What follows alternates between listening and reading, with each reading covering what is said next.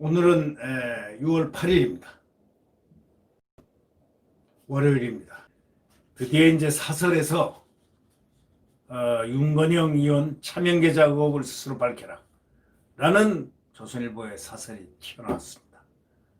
이 사설은 그때그때 나오는 이슈 중에서 가장 큰 것을 휘발성이 크고 사회적으로 가장 중요한 부분들을 뽑아서 아주 휘황찬란한 그 각 언론의 필진으로 하여금 써서 국민들에게 알리는 아주 훌륭한 문장들이고 내용들입니다.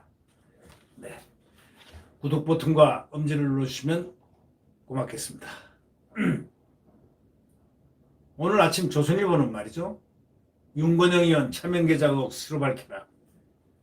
지금 딱 아주 단정적으로 나왔습니다.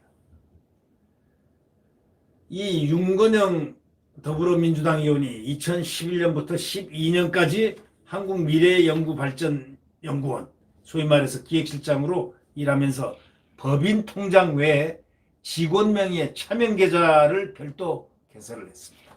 이건 불법입니다. 이건 아주 큰 불법입니다. 이 불법 운영한 그것도 상당한 오랜 기간 아닙니까? 이 불법 운영한 의혹 등으로 검찰에 지금 고발됐습니다. 이 미래연구소는 노무현 전 대통령 퇴임 후인 2008년 설립돼 가지고 친노 인사들이 주로 주축이 돼 가지고 운영한 단체입니다. 그런데 2011년 당시에 미래연 회계 담당 직원, 아까 얘기한 김한희 직원이죠. 김한희 직원이 그 차명 계좌를 만든 것은 윤 의원 지시했다는 것이라고 소위 고백했습니다. 양심선언한 거죠. 이 차명 계좌에서 6차례에 걸쳐서 2,400만 원을 윤 의원 개인 계좌로 이체를 했다. 이렇게 폭로를 했습니다.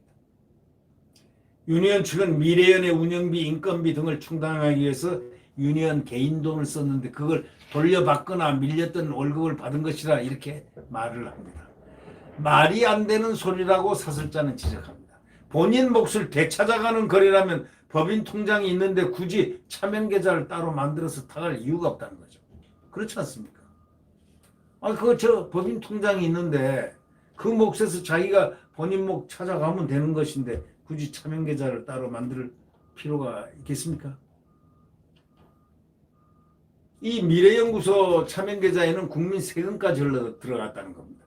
이 백원우 전 청와대 민정비서관이 국회의원이던 2018년 8월 12일 미래연 회계 직원이 당시 백의원실 인턴으로 등록을 해가지고 근무는 안 하는 인턴이죠, 그죠? 등록해서 국회 사무처로부터 매월 109만 원씩을 차명 계좌로 입금받았다는 것입니다. 와, 이건 아니 뭘 이렇게 복잡하게 하죠?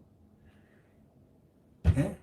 이 입금 받았다. 그런데 이 직원은 윤 의원 제안으로 인턴 등록은 했지만은 그 의원실에는 단 한 번도 가본 적이 없다고 합니다. 미래연구원은 현 정권 출범 이후에 노무현 재단 산하로 편입됐다고 합니다. 노무현 재단 이사장을 지낸 여당 대표는 이 직원의 폭로가 나오기 얼마 전에 노 전 대통령 추도식에서 이런 얘기를 했습니다.